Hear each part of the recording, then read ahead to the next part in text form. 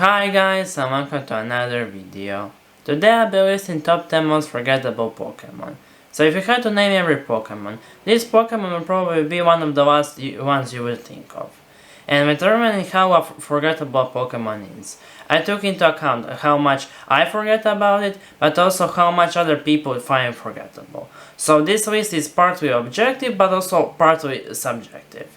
And with that said, let's just get into the list. Number 10. Maractus. I know some of you may be a little bit confused, because I also put Maractus on my top 10 Pokemon everybody hates that I like video.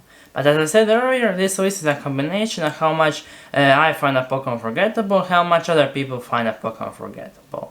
And it seems to me that a lot of people, like a majority of the Pokemon fanbase, finds Maractus really forgettable. It appears on most top 10 most forgettable Pokemon lists, and usually some of the higher places. And even though I like Maractus, I can definitely see why.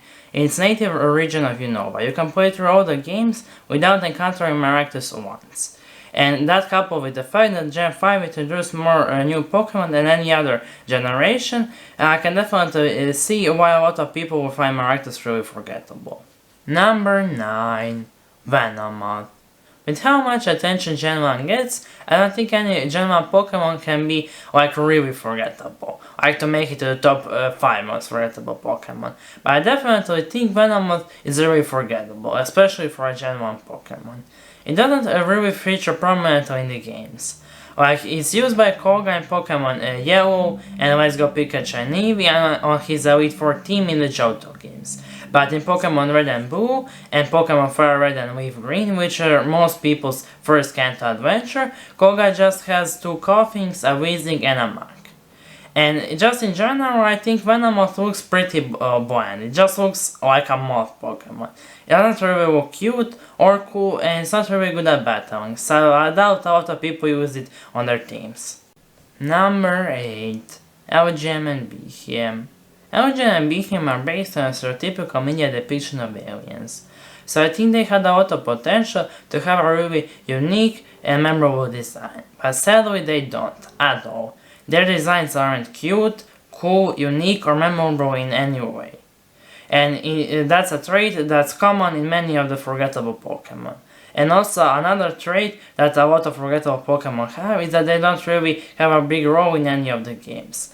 Like, I don't even remember ever battling an LGM or a BHM in a Pokemon game. Well, most likely I did, but I just forgot about it the next day. The only place I really remember either of them from is the Pokemon anime. I remember in one of the episodes a group of BHM mind control Meowth, but I don't remember them from any other place. Number 7. Mothim. Mothim is the second most Pokemon on this list, so I guess Moth has something really forgettable about them.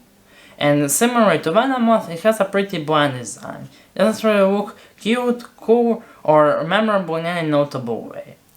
And I also don't think a lot of people use it on their teams, because it's pretty weak, and also I don't think a lot of people, when they saw a Wild Burmy, decided to use it on their teams.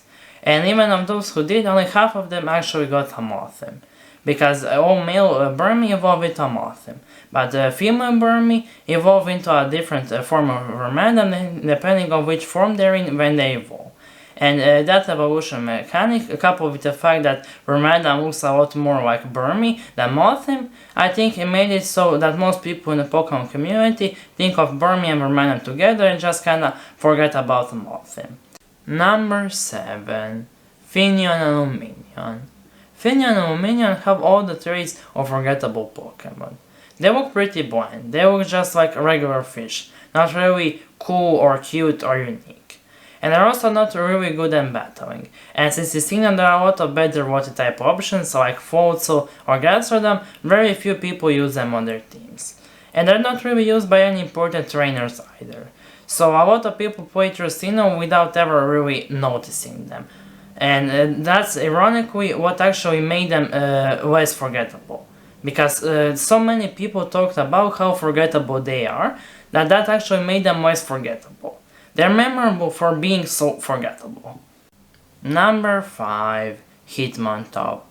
When somebody says the Hitmons, I almost immediately think of Hitmonlee and Hitmonchan, And I rarely remember that in Gen 2 they got a pre-evolution Itaru, which can also evolve into Hitmontop. Hitmontop always felt the odd one around. First one, it's introduced in Gen 2, so it doesn't have that Gen 1 hype around it. But also, Hitmonoi is obviously based on kicking, and Hitmonchan on punching, while Hitmontop is based on spinning, I guess, and Hitmonoi is named after Bruce Lee, and Hitmonchan after Jackie Chan, and Hitmontop is just named after a top, I guess. And also, very few people use the Hitmontop on their teams, because after you catch a Tyrog and you level it up to level 20, if its attack is bigger than its defense, then it will evolve into a Hitmonoi. But if its defense is higher than its attack, then it will evolve into a Hitmonchan. But it will only evolve into a Hitmontop if its attack and its defense are exactly the same. So if you want to get a Hitmontop on your team, you have to really try to get a Hitmontop. And very few people actually do that.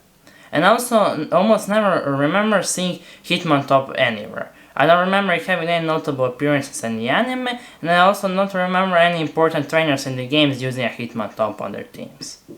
Number 4. Fiona. If you didn't know, the only way to get a Fiona is to get a Manaphy and then breed it with a Ditto. And then you get a Fiona egg. But Fiona can't actually evolve into Manaphy. Well, that's not the first time that happened in the series. If you breed a Volbit with a Ditto, there is a chance to get an Marmese egg. And if you breed a Marmese with a Ditto, there is a chance of getting a Volbit egg. But that still doesn't explain why Geoffrey decided to put Fiona in the games, because there doesn't seem to be any reason for why Fiona exists. He doesn't have any lore about it, and it's just a weaker and less cute version of Manaphy. And the only reason it's not number 1 on this list is because a lot of people have been speculating why Fiona exists. Why does Manaphy breeding with a Ditto result in a Fiona egg? And also a lot of people have been discussing, is Fiona a mythical, a legendary, or just a regular Pokemon? Number 3. Foolfish. Foolfish has all the basic characteristics of a forgettable Pokemon. It has a pretty bland design. It's just a puffed up pufferfish and nothing more or less than that. And I also don't remember playing a big role in the anime.